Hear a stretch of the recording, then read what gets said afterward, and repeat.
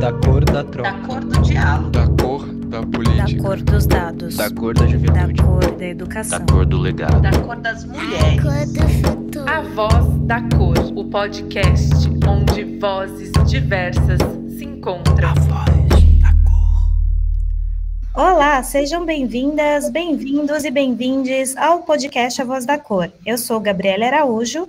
E eu sou Thales Nota, e neste episódio vamos falar do papel da branquitude no combate ao racismo. Isso mesmo, Thales. E para falar sobre esse tema fundamental, temos duas vozes e mulheres potentes que pesquisam e atuam diretamente com a luta antirracista. Nossas convidadas de hoje são a Manuela Thamani, diretora executiva do Observatório da Branquitude, organização da qual ela também é cofundadora. Ela é graduada em Administração de Empresas pela FEA-USP, mestre em Comunicação pela ECA. Manuela, ela tem um repertório profissional multifacetado, trafegando previamente pelas áreas de comunicação e operações, com experiências em consultoria de tecnologia, veículos e filantropia. E a gente também está recebendo a Aline Iose, cofundadora e diretora pedagógica do Instituto Carambaia. Formada em pedagogia pela Unesp e mestre em educação escolar pela mesma instituição, atuou por mais de 2 décadas como professora do ensino fundamental em escolas públicas e privadas. Atualmente, dedica-se ao estudo de questões relacionadas à equidade racial. É uma alegria enorme ter vocês com a gente aqui na Voz da Cor. Para começar, eu queria pedir que vocês se apresentem ao nosso público. Podem aproveitar esse momento para fazer a audiodescrição e acrescentar qualquer detalhe que vocês acharem importante.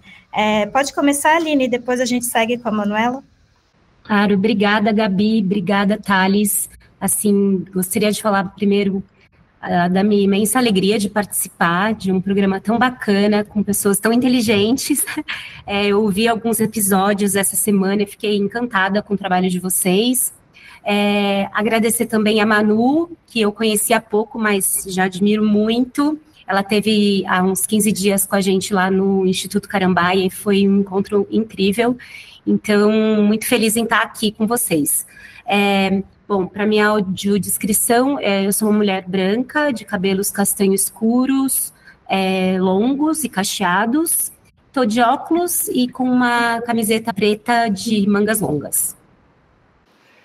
Também queria reforçar que a alegria de estar nesse espaço é uma grande admiração, né, que a gente tem, eu pessoalmente, mas no Observatório da Branquitude, pelo da Cor, e esse espaço de podcast, ele tem sido muito interessante, assim, até para a gente que é do meio, né, debate os mesmos assuntos, mas às vezes conhecer outras perspectivas, que faz com que o nosso próprio trabalho e a nossa própria existência sejam, não sei, né, sejam permeadas de alguma forma. Então, enfim, estou muito feliz de estar aqui.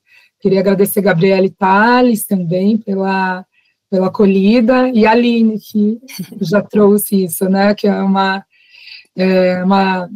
nova pessoa na caminhada, né, mas que também eu achei super interessante que a gente estivesse juntas nessa temática aqui do podcast de hoje.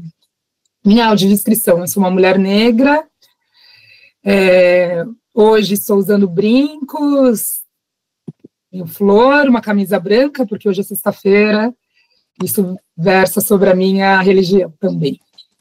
Muito, muito, muito obrigado pela apresentação. A gente também está muito feliz em receber vocês, muito obrigado. Para começar e aprofundar no tema, vamos partir do conceito, né? Muitas pessoas ainda pensam em discutir branquitude falar sobre cor de pele. Mas é muito mais profundo que isso, né? E hoje a gente pretende se aprofundar um pouco mais. E aí eu já queria aqui puxar a Aline, para ela contar um pouquinho para a gente aqui. Aline, é uma pergunta que, pelo menos assim, do lado de cá, enquanto pessoas negras, a gente sempre escuta, né? Quando é que você se percebeu uma pessoa negra? Em que momento? Queria perguntar para você, tentar fazer esse paralelo, que a gente já entra nesse assunto do programa. Quando é que você se entendeu uma mulher branca? E também, se você puder falar um pouquinho da sua concepção e olhar sobre o que é branquitude. Aí depois a gente entra aqui com a Manu também. Perfeito, Thales. Obrigada, assim, que pergunta super fundamental. Primeira vez que me fazem essa questão, que me colocam essa questão, mas diz muito sobre como a branquitude, de fato, se coloca como o ser universal, né, a referência universal de humanidade. Então, começa por aí. Eu sou professora, trabalhei durante muitos anos em escola de ensino fundamental com crianças pequenas, E a partir da promulgação da lei que obriga o ensino de história da África, dos afrodescendentes e da cultura africana como influência na formação da cultura brasileira, a gente precisou fazer na escola uma transformação radical do currículo. E nessa época a gente ficou meio que balançado, porque a gente não sabia sequer por onde começar. E eu recebi dos meus coordenadores na época o desafio de fazer essa mudança no currículo do quarto ano, do quarto ano do fundamental, começando por uma mudança nos conteúdos de história e geografia. E a gente, muito empenhados, era uma escola com uma equipe muito progressista. De fato, o letramento racial a gente não tinha, mas a gente tinha uma vontade de fazer as coisas certas, né, de fazer bem feito. A gente começou a estudar e decidiu fazer, dentro do ensino de História e Geografia, que se estudava na quarta série, naquele momento, a escravidão, né? A gente resolveu fazer uma mudança. Então, começar a incluir conteúdos que falassem da história africana e da chegada dos negros forçadamente no Brasil. E aí a gente achou que estava super bacana, que era isso que ia dar conta de falar de uma perspectiva afrocentrada que era suficiente. Dentro desse projeto, eu convidei uma grande amiga, que é a Crisley Custódio, uma pesquisadora também da área de humanidades, uma super especialista em Hannah Arendt, uma mulher negra extremamente potente. Eu convidei a Crisley e a Cristiane, que é uma outra grande amiga também negra, para falarem com os meus alunos, para contarem um pouco sobre como é ser negro no Brasil. Então, falar das desigualdades, do racismo, das injustiças.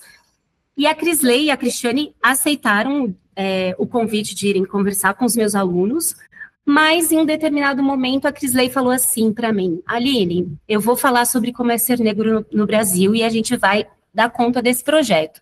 Mas eu acho que o mais importante daqui para frente é que vocês também falem sobre como é ser branco no Brasil. E essa foi uma super virada de chave para mim, porque eu nunca tinha me dado conta disso, né? Se há uma situação de injustiça racial, de profunda desigualdade racial no Brasil, que estrutura as nossas instituições e as nossas relações, é porque há o que é oprimido e o que é opressor. E nesse momento eu me vi como parte do grupo que oprime, né? Do grupo da branquitude. Ainda não tinha o conceito, mas a partir daí a gente foi estudar. E isso fazia todo sentido naquele contexto da escola que eu trabalhava, porque era uma escola particular, de elite, que a maioria das crianças, das famílias, são brancas. Então, a gente se propôs esse desafio, e a partir daí eu também comecei a me olhar como uma pessoa branca e entender os privilégios todos que cercam essa condição social. Incrível, né, Manuela? Quando a Aline fala dessa visão do outro, né, o é o outro e tal, e muito legal, muito potente essa sua fala, esse projeto também, viu, Aline? Manuela, quer aproveitar e contar um pouquinho sobre o Observatório da Branquitude pra gente? Posso contar e emendar um pouco, embora a pergunta não tenha sido direcionada a mim, mas falar um pouco dos conceitos. Eu acho que a gente tem trabalhado no Observatório, a partir do lugar, enfim, para poder explicar um pouco mais a nossa atuação, né? O Observatório da Branquitude, então, é uma organização que foi fundada em 2022, a gente recém completou 3 anos, com foco em combate às desigualdades, mas com prisma de olhar para esse espaço que a gente nomeia como branquitude. Tem muita literatura já, embora sejam os estudos críticos de branquitude, eles começam na década de 90 nos Estados Unidos, chegam no Brasil a partir disso, muito na figura da Cida Bento, e depois, posteriormente, de outros intelectuais, como Lourenço, Cardoso, a Lia Weiner, enfim, hoje a gente tem uma produção bastante viva, né, em relação a isso, felizmente. Mas se a gente for parar para pensar sobre a questão da racialização, quando começa, é muito recente nessa história, né, enfim. O Observatório, ele nasceu, então, com esse objetivo de combate às desigualdades, a partir do olhar do observatório, né, enfim, de observar a branquitude. E quando a gente, primeiro teve a concepção, né, de queremos trabalhar com essa temática, a equipe ela vem de uma trajetória de atuação e de reconhecimento, né, enquanto pessoas negras, então a gente já tinha identificado bastante letramento sobre isso, e a gente identifica uma lacuna de uma organização que trabalhe com isso na centralidade. Não é que não existisse antes, é importante dizer, tinham organizações que trabalhavam com essa temática, mas de uma forma, às vezes, ou episódica, ou transversal, mas não na centralidade. Eu acho que é aí que a gente se diferencia. E aí, primeiro, então, né, tem essa ideia de fundar uma organização, o que a gente vai fazer, qual projeto que a gente vai fazer, e depois de uma caminhada, a gente entendeu que era importante a gente definir para a gente mesmo qual que era a definição que a gente estava trabalhando sobre branquitude, que se aproxima muito mais de uma definição acadêmica, mas recentemente eu vi um post no LinkedIn de uma simplificação no sentido de uma simplificação de termos, né, de como se comunicar, do mesmo conceito que a gente trabalha, e que eu falei, nossa, que maravilhoso, né, então, assim, porque é isso, né, quando eu vou falar sobre branquitude, sei lá, eu tenho uma filha de 3 anos e meio, ela não sabe nem falar direito essa palavra, girar e explicar, então eu me vejo muito tentando traduzir o meu trabalho para pessoas que estão muito distantes, e eu acho isso fantástico, porque no fundo, se a gente quer combater racismo no Brasil, não dá para combater no alto do castelo da academia, né, enfim, ou apenas em espaços de ativismo, embora todos esses lugares sejam importantes, né, mas eu me vejo, assim, tentando traduzir de uma forma que, ufa, estou aqui num espaço de pessoas que não sabem direito do que a gente está falando, mas elas compreenderam, né, enfim. Então, no Observatório, a gente lançou esse ano um glossário de termos, que são 39 verbetes sobre termos, enfim, terminologias que de alguma forma orbitam esse debate que a gente está trabalhando. E lá, a gente colocou a nossa definição de branquitude, que eu vou ler para vocês, mas depois eu vou ler essa do LinkedIn, que é a que eu estou mais, confesso, assim, estou até falando contra o nosso próprio trabalho, mas eu estou mais gostando dessa definição, em determinados espaços que a gente frequenta, né, e essa outra a gente vai usando também em outros espaços para, de fato, também fazer esse embate do poder, né, enfim, então, linguajar também, de alguma forma, é poder. Mas, e é vivo, né, Manuela? É vivo também, né, as coisas estão mudando também, então é legal ter essa atualização também. É vivo. Quando a gente, inclusive, Thales, quando a gente lançou o glossário, a gente já tinha essa concepção, assim, porque é isso, né? Quais são os termos que a gente vai colocar, qual é o autor que a gente vai se alinhar, e a questão dos autores mesmos, a gente tem inúmeros casos que acontece alguma questão, acabam recuperando alguma questão daquele autor que pode eventualmente prejudicar, né? Você está associado, alinhado ou não, né? Então, a gente sabia que ia ser vivo, e a gente deu um ufa, assim, a gente se permitiu gente, são esses 39. Inclusive, a gente pode, numa versão 2, tirar alguns deles, a gente pode acrescentar o próprio glossário, e eu recomendo os nossos ouvintes, né, que estejam aqui com a gente, a entrar lá no site do Observatório da Branquitude, tem um PDF lá, enfim, que vocês podem olhar, mas a própria concepção do glossário, ele seguiu uma lógica de A a Z, né, como os termos sendo apresentados, na ordem alfabética. Quando estava pronto, lindo, maravilhoso, eu falei, que coisa mais colonial, ser a ordem alfabética. Será que não tinha uma outra forma de apresentar isso, né? E tem várias formas. Aí eu fiquei com hiperfoco por uma semana em olhar glossários que se apresentavam de outra forma. Tem várias outras formas de se apresentar. E aí eu falei, putz, numa versão 2 a gente pode colocar de outra forma, tá tudo bem, né? Então é isso, é vivo de fato. E lá, como a gente define branquitude? A gente coloca assim, branquitude é uma posição ou lugar racial de privilégio em contextos sociais, econômicos, políticos, independentemente da consciência racial, visto que o indivíduo branco é frequentemente percebido como a norma universal de humanidade. Isso que a Aline traz no exemplo prático dela, né? Esse termo surgiu da compreensão do branco como uma posição racializada, mas socialmente vista como a essência da humanidade. originário dos estudos críticos de branquitude, popularizado nos Estados Unidos durante os anos de 1990. O conceito foi estabelecido no Brasil através das pesquisas da Cida Bento, a partir de 2002, se eu não me engano, que é a conclusão da tese da Cida. Então, a gente falou, bom, a gente parte deste lugar, né? Enfim, é isso que a gente entende como branquitude. Falar isso em entrevista, na imprensa, para crianças, para 98% da população desse país, é difícil, né? A gente não dá essa definição, assim, as pessoas falam, ufa, compreendi perfeitamente, vou sair replicando isso por aí. E aí, e gera confusão também, né? De achar que, de fato, branquitude é um agrupamento de pessoas brancas, né? E não é disso que a gente está falando, né?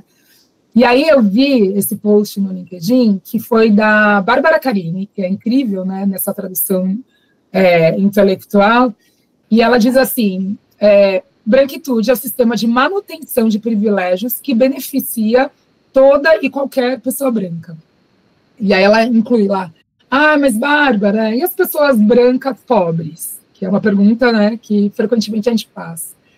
E aí ela explica que ela também tem privilégios, tanto objetivamente, porque mesmo que elas sejam pobres, o fato delas terem a estética do poder faz com que elas tenham maiores chances de ascensão social, econômica, né, enfim. Então, tanto do campo do material quanto do simbólico, mesmo subjetivamente, que eu acho isso interessante, né? Então, ainda que seja uma pessoa branca, pobre, o psiquismo dela se desenvolve e se vê em espaços de poder. Isso faz com que ela tenha determinadas atitudes, inclusive, que, comparativamente, ela tenha maior possibilidade de determinados acessos que não acontecem com pessoas negras. Assim. Então, é disso que a gente está falando, né? De um sistema que, se a gente não faz interferência, isso é sempre uma fala também da Lia Weiner, que diz, se a gente não interfere, se a gente não tem um antirracismo ativo, o resultado vai ser racista, né? Então, é um pouco desse lugar que a gente fala, e era um pouco isso aqui que eu queria trazer, assim, nessa primeira rodada. Obrigada, Manuela. E agora, a gente pensando, né, e discutindo a branquitude como esse sistema de privilégios, a gente precisa nomear e entender também qual é a luta, né, de vocês dentro do próprio terceiro setor e na própria luta antirracista. E, Aline, do seu ponto de vista, na sua jornada como aliada na luta antirracista e na prática pedagógica, que também é papel do Instituto Carambaia, como é que se deu esse processo de deixar de ser neutra e passar a entender a branquitude como essa posição racial específica e de privilégios, né? Como é esse desafio de fazer essa mudança de perspectivas e como é que tem sido o trabalho do Instituto Carambaia nesse sentido? Gabi, eu acho que a primeira coisa que a gente se posicionou, que fez com que a gente se posicionasse de forma antirracista e buscasse construir práticas efetivamente antirracistas, foi a percepção de uma igualdade, de uma desigualdade racial que é absolutamente violenta no Brasil. Então, o desejo de contribuir de alguma forma para superar essas desigualdades, né, para fortalecer, por exemplo, políticas públicas que atacam a desigualdade foi o nosso primeiro desejo. O Fabiano, que é meu esposo e cofundador do Instituto Carambaia, era professor universitário e ele sempre se incomodou muito com a ideia de que, apesar de ter estudantes incríveis, muito inteligentes, com enorme potencial acadêmico, muitas vezes esses estudantes precisavam parar a faculdade, né, trancar seus cursos por falta de condições econômicas, financeiras, e esses estudantes muitas vezes eram estudantes negros periféricos.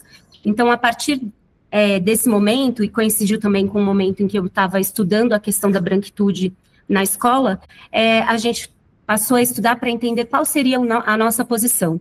A gente não queria que o Instituto fosse simplesmente uma doação de bolsas, e nem queríamos ocupar também aquele lugar do branco salvador que detém, além do capital, o saber, o conhecimento. A gente não queria ocupar essa posição.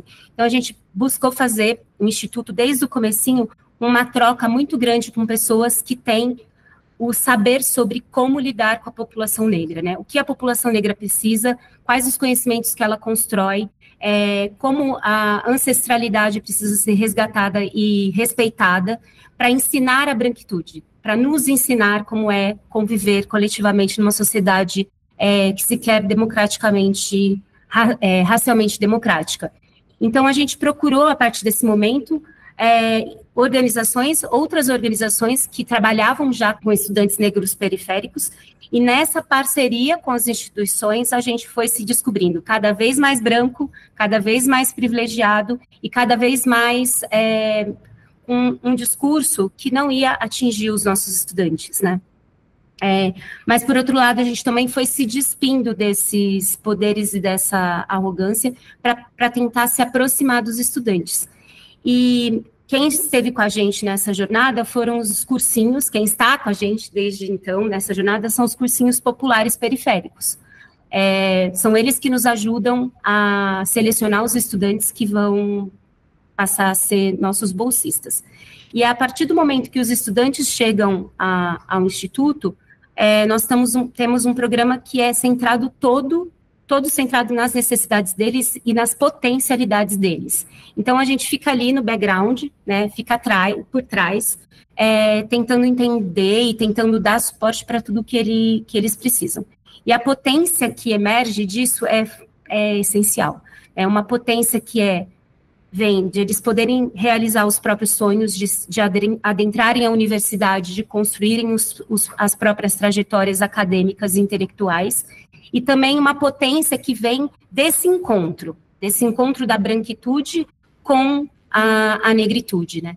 Uma negritude que é extremamente potente e que vai demandar transformações na universidade, que vai demandar mudança de currículo, que vai demandar mudança de postura dos professores, que vai demandar o reconhecimento de um racismo institucional que é extremamente arraigado, né? Então, esses jovens, eles nos ensinam todo dia. Pode parecer um jargão, mas não é. Quando a gente se coloca nessa posição de não sabemos o que fazer, mas estamos dispostos a apoiar esse movimento, a gente aprende todos os dias. Então, foi um pouco essa trajetória. Agora eu vou até aproveitar e emendar aqui com a Manuela, já que a gente está entrando nessa parte aqui mais do interno, né? Aqui a Aline também contou sobre o parceiro cofundador dela aqui também. Vou falar agora do seu parceiro e do cofundador do Observatório da Branquitude, Manuela, o antropólogo e meu xará, Thales Vieira, usa uma imagem muito forte, né? A do espelho narcísico, onde a branquitude se vê como universal, que a Aline também já comentou aqui com a gente no início do papo. E aí, queria pensar junto com você, Manuela, como que a gente consegue contar narrativas diferentes dessa, onde as pessoas brancas, vamos colocar aqui, a branquitude se soma à negritude em prol de uma luta antirracista. Como que a gente consegue contar mais essas histórias e estimular mais essas histórias mesmo, para que a gente tenha menos essa visão de, é a luta dos negros em prol da queda do racismo ou de uma outra tipo de sociedade. Como que a gente soma? Como é que a gente traz eles para essa luta ou luta juntos, já que é uma luta que endereça a todos nós, né?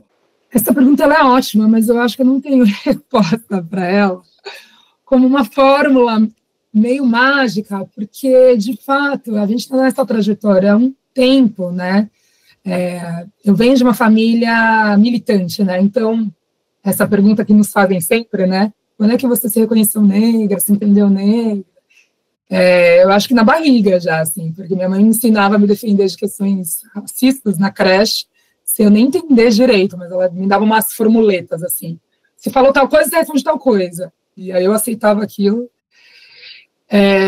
Para dizer que eu acho que a gente vai reformulando essas estratégias ao mesmo tempo que vão se somando, né? Então, quando eu conversei com a Gabi, né, para falar de como que seria essa mesa, ela deu a temática da mesa, eu achei super interessante.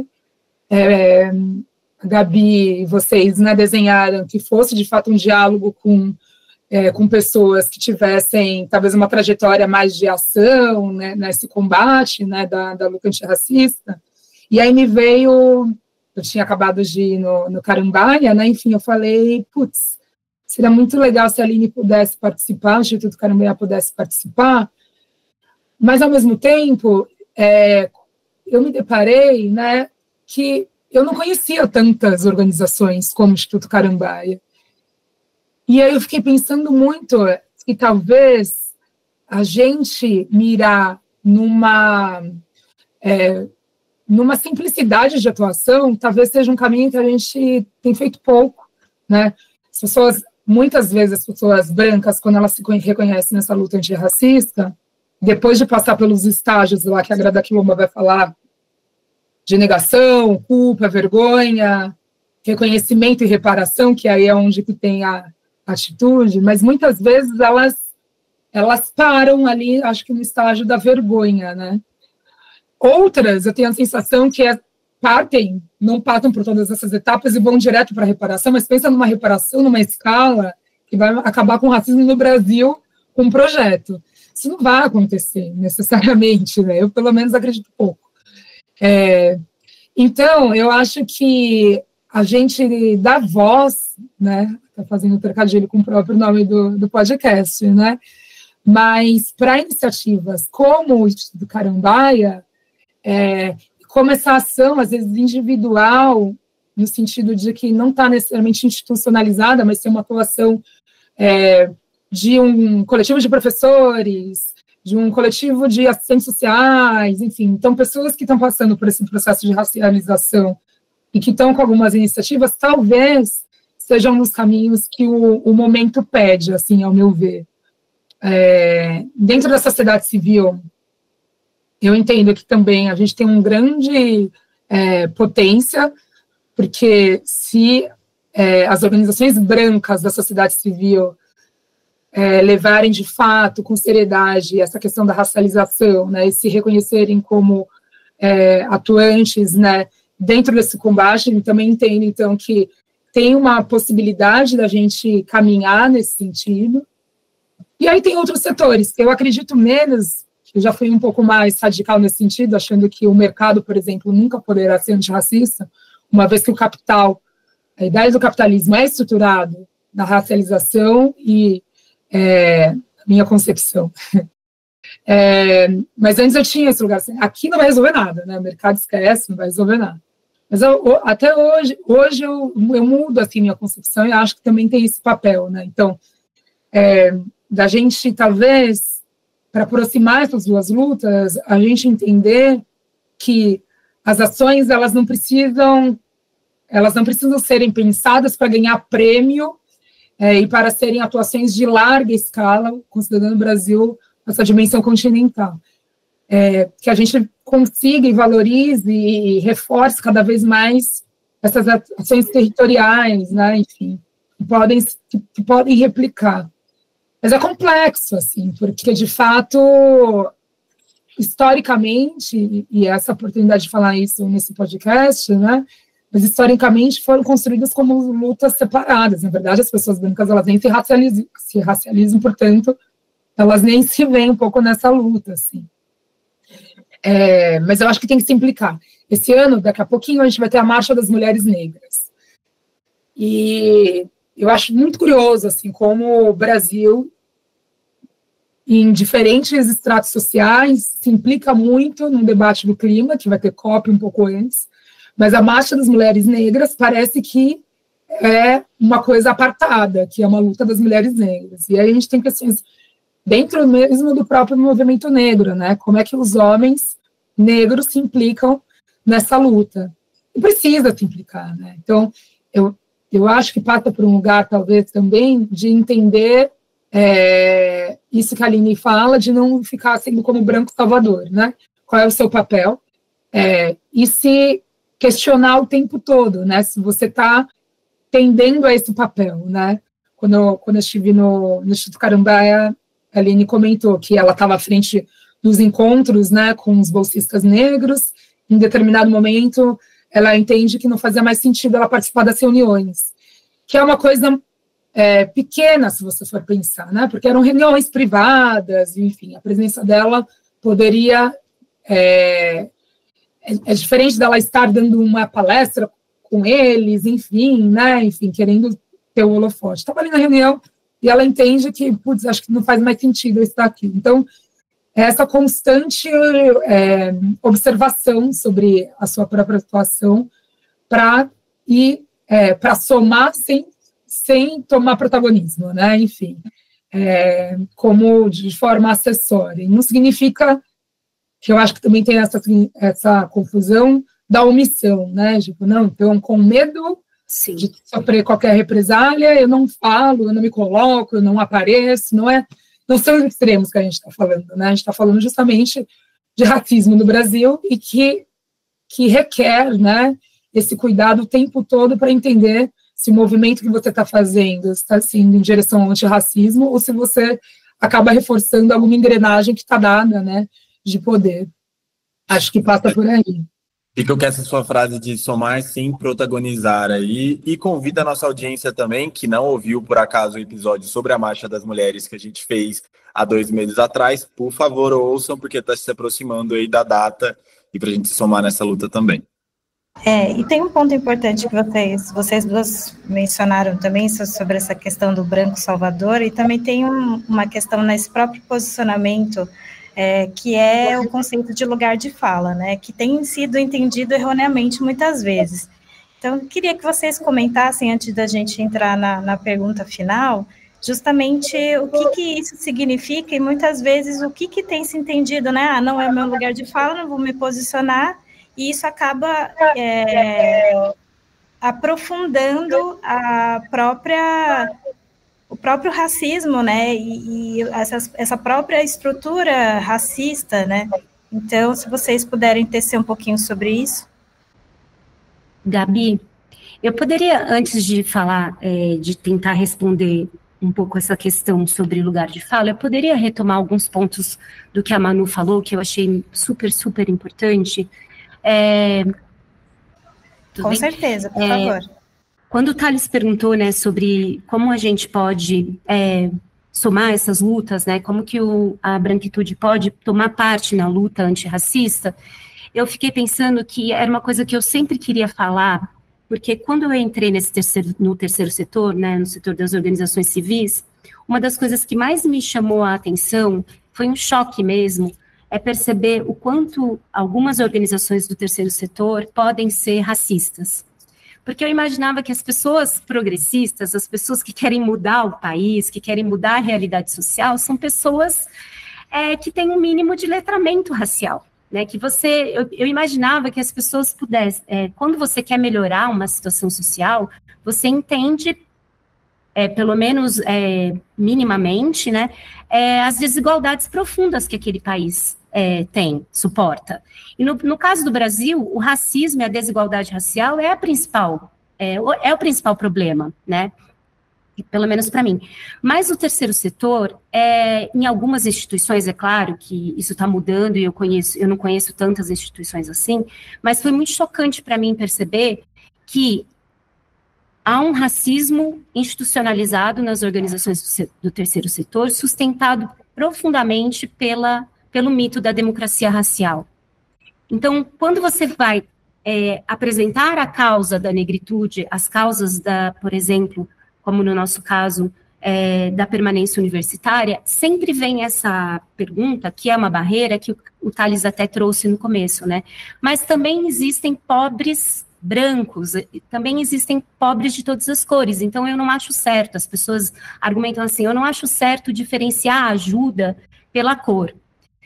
E eu acho que, para que os brancos passem a fazer parte da luta antirracista, em primeiro lugar, a gente precisa combater, reconhecer que o mito da democracia racial não passa de um mito.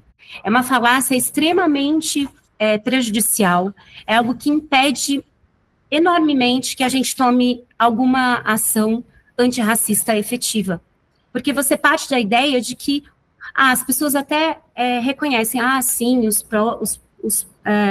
grande parte das pessoas pobres em situação de vulnerabilidade são negras, mas isso é um resultado da escravidão, ou não tem que se fazer. Quando a gente começar a falar disso, se a gente bater muito nessa tecla, a desigualdade vai aumentar, as diferenças vão aumentar, a violência vai aumentar.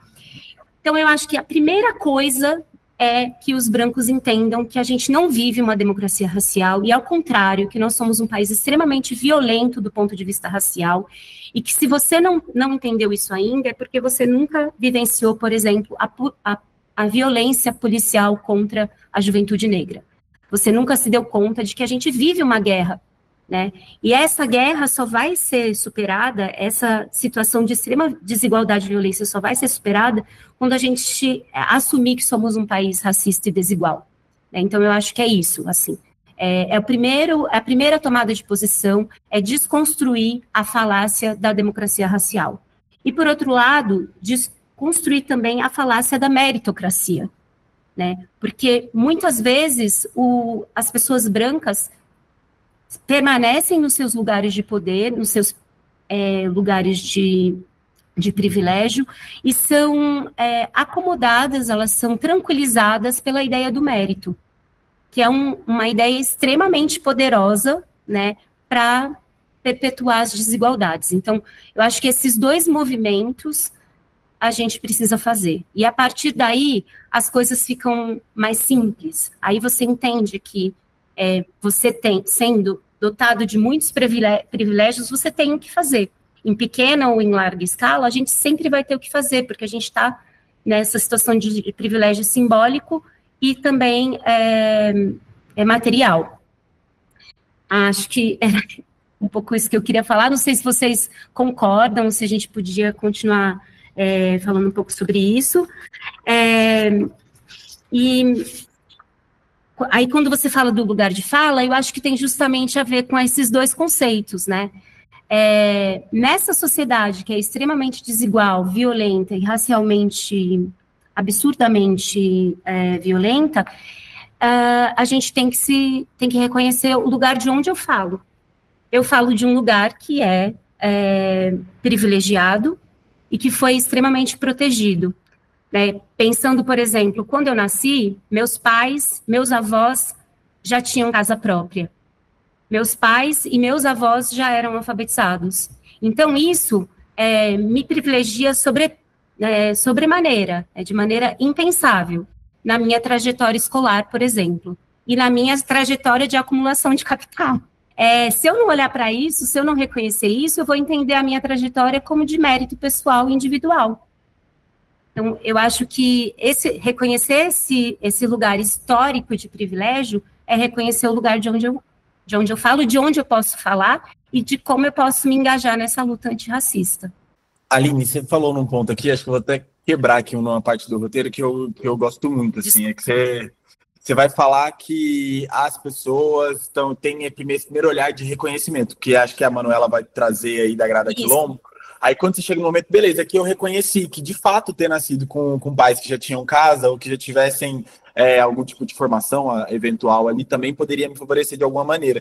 Como é que foi essa quebra de sair desse lugar da dor, da culpa, da vergonha, pessoalmente falando, para ir para esse lugar do reconhecimento e do entendimento, que é algo maior que você? Porque de fato isso é uma dor que muitas vezes quando nós, pessoas negras, estamos em algum tipo de conversa mais sensível com outra pessoa branca, se você passa um pouquinho perto disso, já explode uma coisa gigantesca que fecha qualquer possibilidade de fala, né, Manuela? Então eu queria te ouvir, porque eu acho que você falou de uma maneira muito tranquila, acho que aparentemente, entre muitas aspas aqui, tranquila e consciente.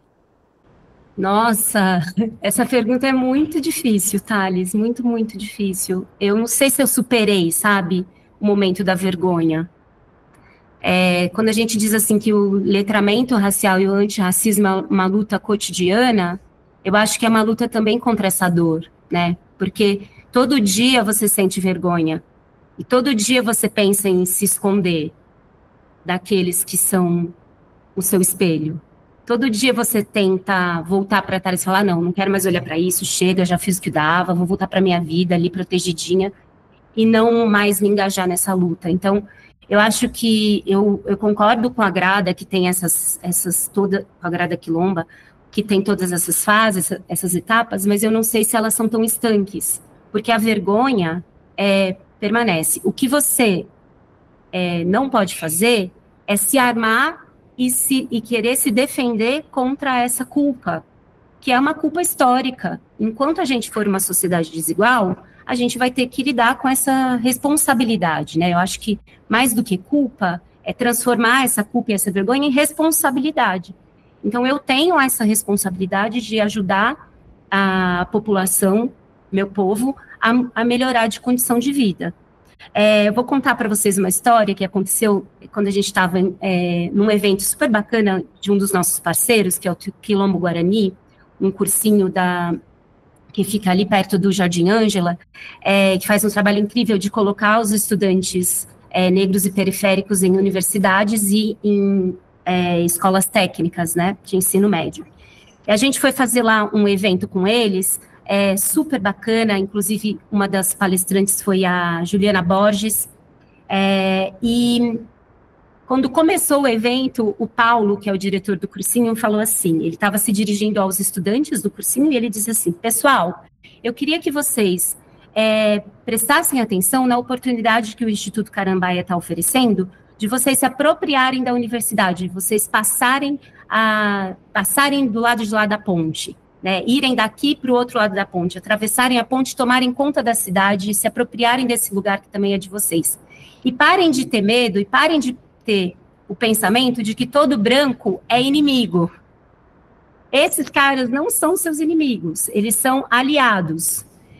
E aí, por que eu estou dizendo isso? Porque dá uma profunda vergonha de ser inimigo, né? De ser visto como inimigo. Mas a gente dependendo da sua, a gente foi, né? Historicamente, brancos são inimigos, são os opressores do povo negro. Então, eu tenho que me reconhecer nesse lugar. Mas, ao mesmo tempo, essa parceria com o Quilombo é tão potente, essa parceria é tão transformadora e ela me joga uma responsabilidade tão bacana que eu não posso abandonar esse lugar. Então, eu resisto e fico ali.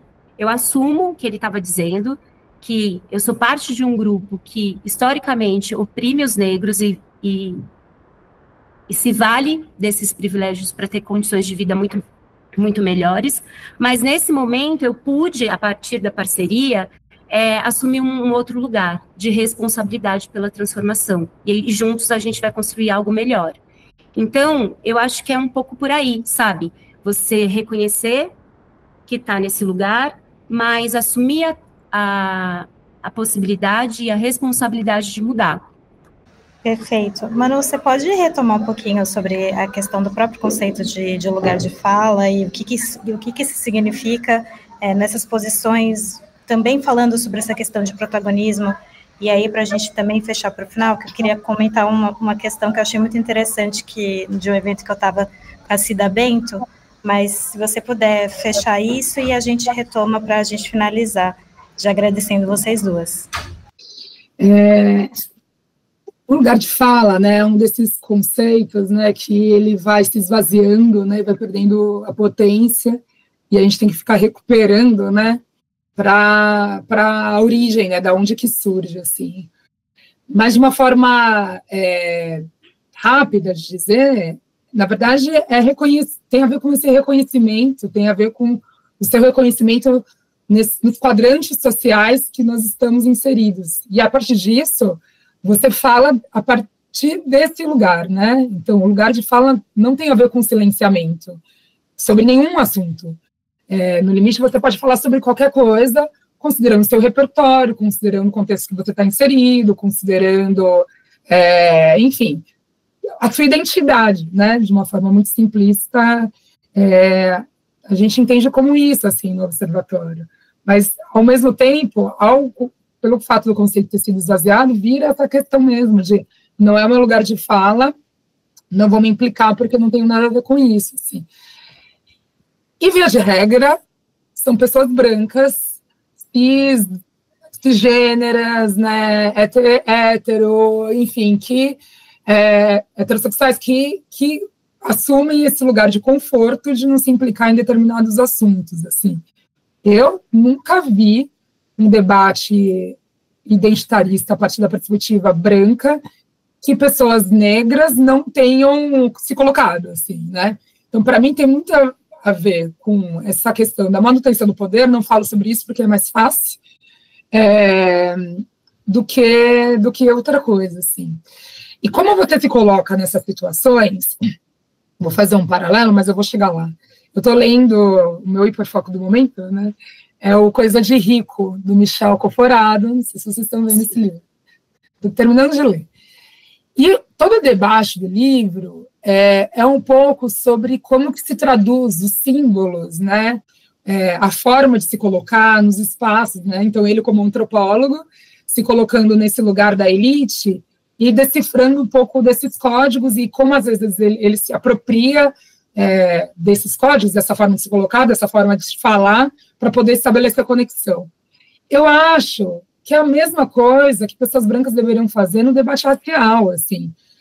Tem um tanto que eu fiquei pensando muito, assim, a partir da leitura desse livro, que as pessoas que se dizem antirracistas e querem se colocar, então, pessoas brancas, de fenótipo branco, elas não querem decifrar esse código, elas querem impor o jeito delas de concepção de vida, de se colocar no mundo, estando em ambientes negros. Não vai dar certo, né? Sim, se você minimamente não entender que naquele ambiente você tem que usar de outras formas de se colocar, para mim isso faz parte da prática antirracista, né? Então, por exemplo, recentemente eu estava num debate falando sobre como nas organizações da sociedade civil a gente muitas vezes emula organizações negras ou organizações mistas, acaba emulando uma certa supremacia branca na forma de pensar a organização. De que forma? Parece que não, mas a ideia de conflito, a ideia de falar alto, de discutir, etc., está cada vez mais, as organizações daquele grupo estavam falando, vai acabando, né? Então a gente não vai se colocando, a gente vai indo para um ambiente muito polido, muito de lugar de escuta, comunicação não violenta no extremo de outra deturpação de conceito, né? A comunicação violenta, você não pode de alguma forma, exacerbar seus sentimentos de nenhuma forma. Isso não é a forma que a gente... não é a gênese, eu acho, um pouco da negritude, né? Assim, sem querer colocar estereótipo, mas se a gente tem as elites com esse comportamento da polidez, e que é extremamente tóxico, o que Michel Conforado vai falar, ele chegava nos lugares, todo mundo era muito educado, etc., mesmo assim ele se sentia muito violentado. Em outro lugar, em um outro espaço, né, quando a gente está falando dos movimentos sociais, que as coisas são mais acoloradas, né, se pessoas brancas não compreendem que a forma de se comunicar, a forma de estabelecer e construir relações, ela é de uma outra lógica, não funciona. E aí o que normalmente acontece é isso, não é meu lugar de fala, vou ficar quieto. Ficar quieto não resolve nada. Sim, continua, né, a escuta ela não é ativa, as pessoas elas entram muitas vezes no lugar de exposição dos problemas, com muita veemência, e do outro lado pessoas que estão caladas apenas e não fazem nada com isso, né. Então, eu fiquei muito refletindo a partir desse livro, que a ideia de lugar de fala tem a ver com a ideia de você compreender o contexto que você está debatendo. E aí, sim, tentar estabelecer, e às vezes até usar desses elementos para poder se colocar, né? Então, reconhecer que, sim, às vezes vai rolar quebradeira. Isso não é necessariamente uma coisa ruim. Isso pode ser que tenha avanço.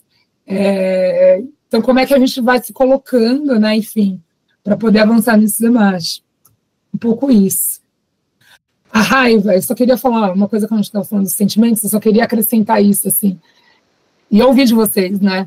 A Grada, ela tem... Eu concordo muito com você, Aline, quando você falou assim, não sei se vocês concordam comigo, eu concordo muito com você que esses sentimentos, essa gradação que ela coloca, né? Ela não acaba, né? Enfim, você passa para a próxima etapa, né? Como se fosse passar de fase num jogo, né? Não é assim que funciona.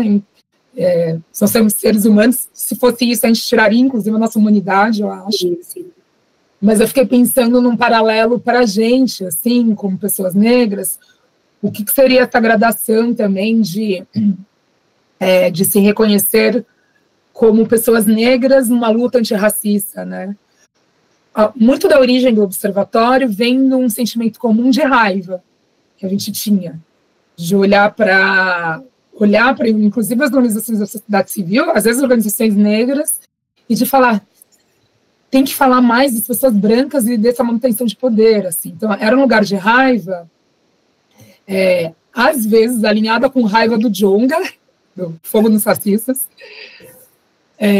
mas esse sentimento que às vezes ele tenta ser diminuído, né, como um lugar de potência. Eu acho que a raiva, eu trato bastante isso na terapia, inclusive.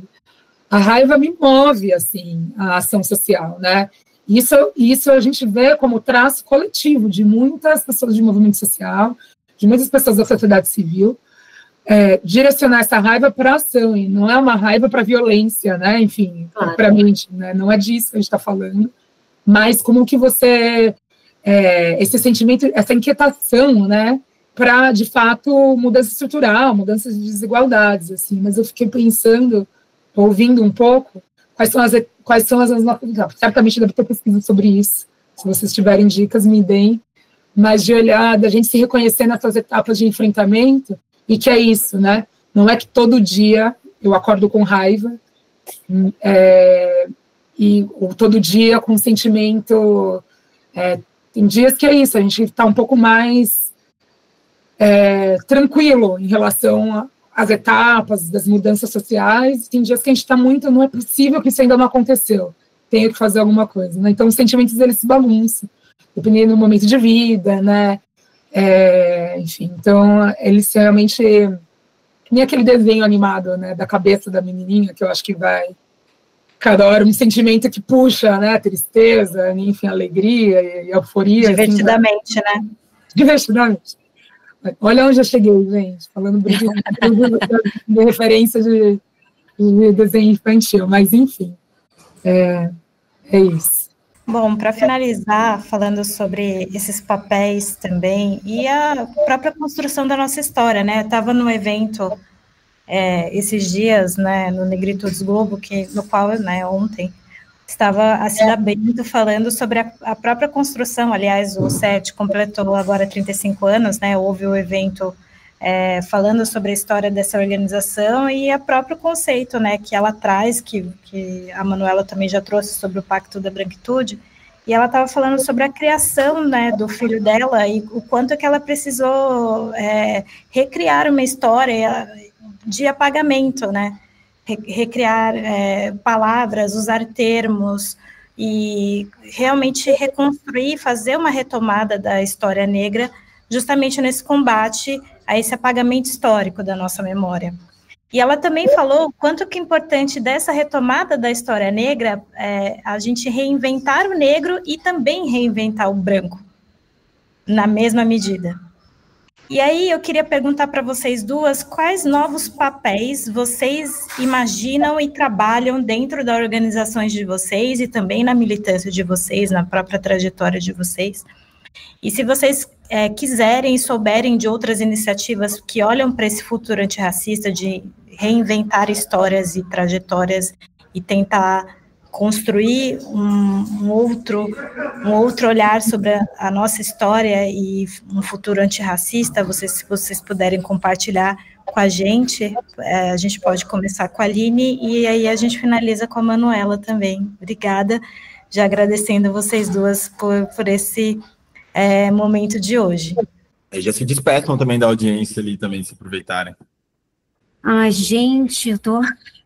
Muita coisa, assim, a Manu falou de coisas tão importantes, tão potentes, assim, tô pensando ainda em tudo que a gente ouviu aqui. Sobre os papéis que a Gabi perguntou, dentro do Instituto Carambaia, eu acho que a gente está nesse movimento mesmo de cada vez ficar mais afastado, para aprender com os estudantes à medida que as potências deles vão aparecendo, né?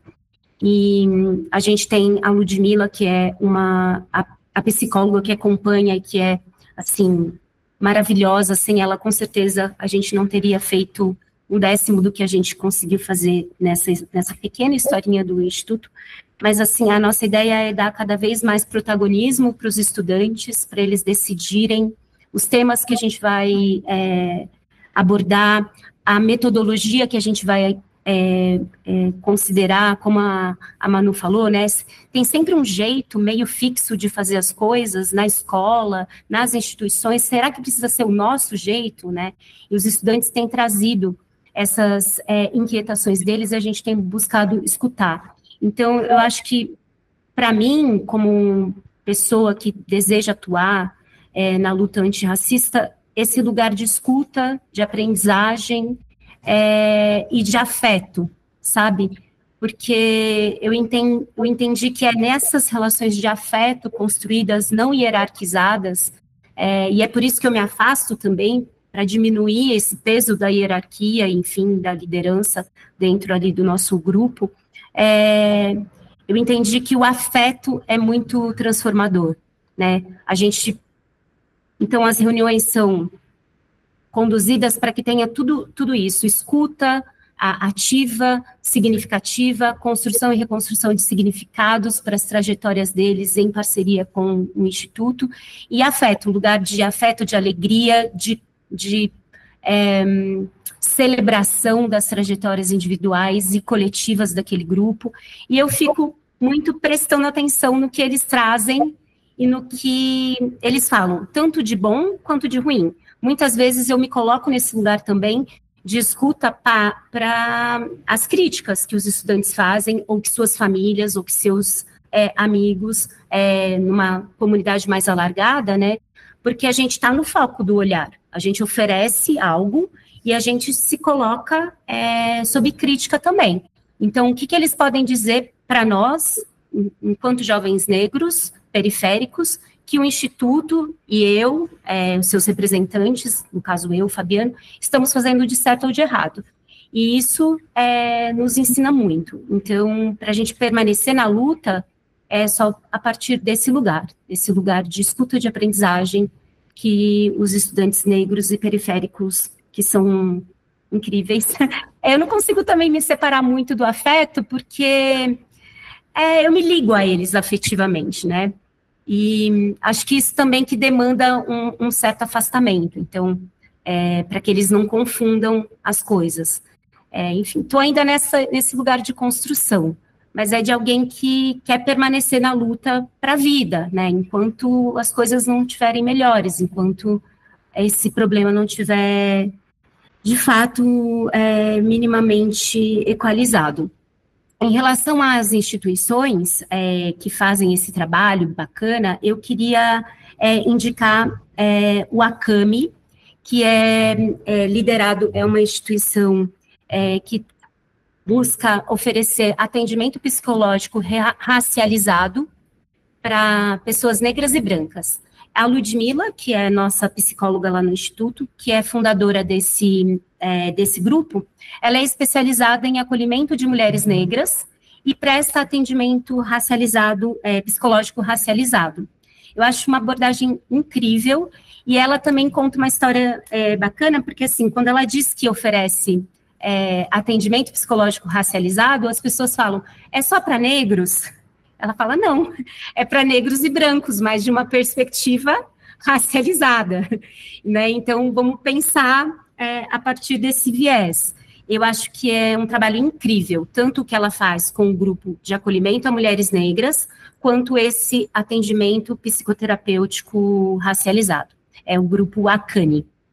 Vai lá, Manuela, obrigado, viu, Aline? Muito obrigado. Queria me despedir também dos ouvintes.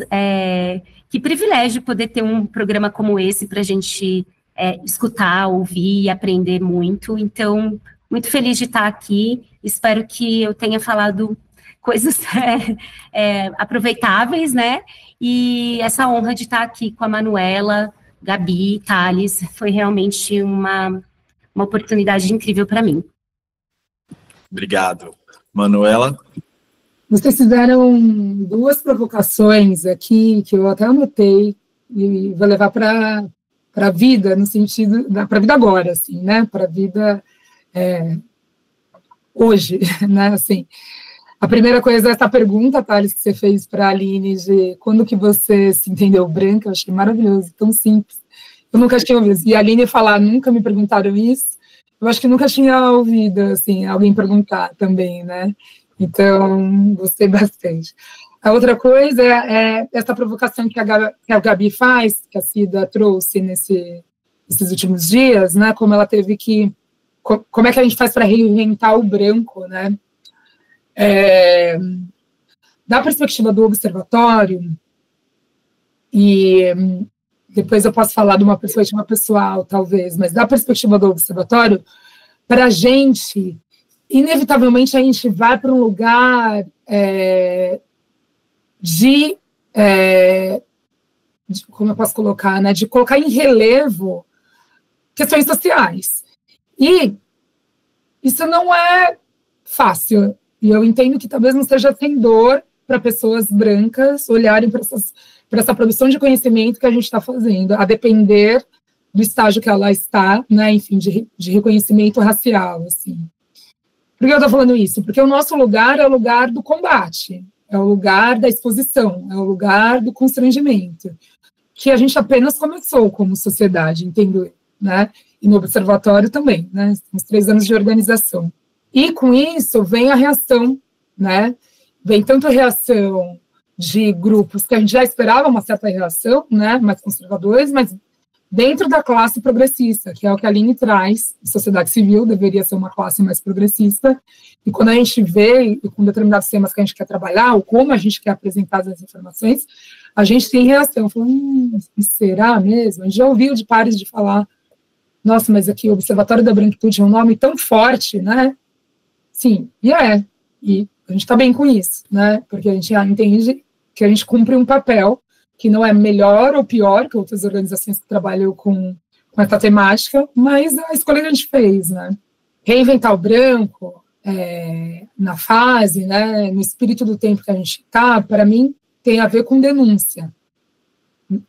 Porque eu acho que o enaltecimento ele está dado historicamente, né? Então, para mim, tem a ver com denúncia e com desmantelamento de figuras, inclusive. A gente participou de um movimento, né? A gente fez um movimento não, né? Mas a gente fez um curta-metragem junto com o pessoal do Alma Preta, que deu luz a uma insatisfação dos estudantes da Universidade de Direito, né? São Francisco, daqui de São Paulo, em relação a um professor, que era o nome de uma sala, mas que foi um professor da faculdade, que chama Amâncio de Carvalho. Vou contar rapidamente. Amâncio de Carvalho, ele embalsamou um corpo de uma mulher negra, a Jacinta Santana, que morreu e que foi identificada como indigente, e ele fazia testes em corpos de pessoas negras. Ele pegou o corpo dessa mulher negra, embalsamou e deixou por anos na Universidade de Direito para falar essa categoria do direito, que eu acho que era o direito legal, alguma coisa assim, que, enfim, que tem a ver com as questões médicas, esse entrecruzamento. E o corpo dela, mesmo depois de morta, né, enfim, embalsamada, que não foi desejo dela ser embalsamada, assim, nenhuma autorização, sofreu múltiplas violências, desde trote universitário, a usarem o corpo dela como cabide, enfim, vocês podem imaginar, né, esse ambiente universitário majoritariamente branco e com homens, né, então, toda sorte de violência. Depois de muito tempo, conseguiram tirar o corpo, né, como a luta do movimento estudantil lá da Sanfran, tiraram o corpo da Jacinta, enterraram propriamente, mas tem uma luta para tirar o nome da sala, que tinha uma sala lá com o nome desse professor, tudo mais, achavam que era menos, achavam que não precisava, afinal, e a contribuição dele, mesmo tendo essas complexidades, né, então foi uma luta que conseguiram no ano passado, se eu não me engano. Aí você fala, ufa, conseguiram, né, avançamos. Eu moro na Vila Mariana, tem uma rua aqui que chama Amâncio de Carvalho. Eu passo quase todo dia em frente a essa rua. E eu fico muito indignada como a gente ainda tem esses lugares simbólicos, então de poder simbólico, né, os logradouros de uma forma geral, nome de rua, de estrada, de ponte, de pracinha, né? Tem uma centena, assim, de homenagens a eugenistas, a supremacistas, a pessoas que fizeram essas atrocidades. E toda vez que tem um movimento de falar, olha, gente, a gente já sabe da história dessa pessoa, não é legal deixá-la aqui. Tem esse backlash, né, de retaliação, genância, mimimi, revisionismo, enfim, aí tem toda escolha o termo, né, da extrema-direita para manter as coisas do jeito que estão. Então, eu acho que o momento, os projetos que a gente está ainda exige reinventar esse branco à luz das atrocidades, ao mesmo tempo que a gente tem movimentos de enaltecimento de toda a nossa cultura afro-brasileira e africana, indígena,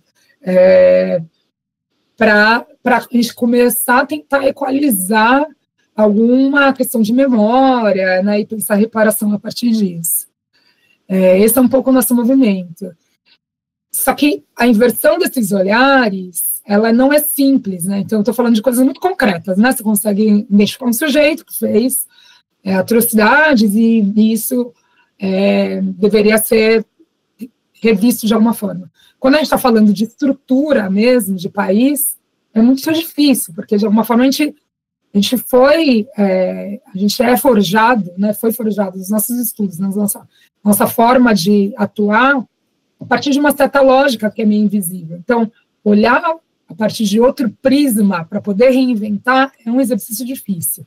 Quando a gente está olhando no observatório, para quais dados a gente vai olhar para fazer um debate de justiça climática, não está dado. Não é necessariamente racializar dados, ainda que isso seja importante, ter coletas de dados racializados, mas, às vezes, para fazer um debate sobre reforma tributária, a gente tem que parar e entender qual é o cruzamento que a gente vai fazer para poder tornar o nosso argumento de uma forma um pouco menos irrefutável, assim, né? Então, é difícil. Eu estou trazendo aqui esses elementos para falar que a gente tem, na superfície, muita coisa que dá para ser feita, mas tem camadas mais aprofundadas que a gente vai ter que se organizar e vai ter que exercitar esse olhar contracolonial diuturnamente, assim, para conseguir ter avanço, porque a gente foi, né, nos últimos 500 anos, forjado a pensar de uma certa forma, né? Então, como é que a gente vai desestruturando mesmo o pensamento também. Maravilha, Manuela. Quer se despedir da nossa audiência também? Quero falar que foi uma delícia estar aqui, dizer que a gente fica super aberto no observatório para continuar esse diálogo, para receber críticas também, para receber pedidos de pesquisas, a gente também gosta muito, né? Todo mundo que conhece um pouco o nosso trabalho fala, vocês deveriam pesquisar sobre tal coisa. E isso ajuda nisso que eu estava falando agora, sobre repensar a forma de trabalho, e dizer a Aline, Thales e Gabriela que passou muito rápido.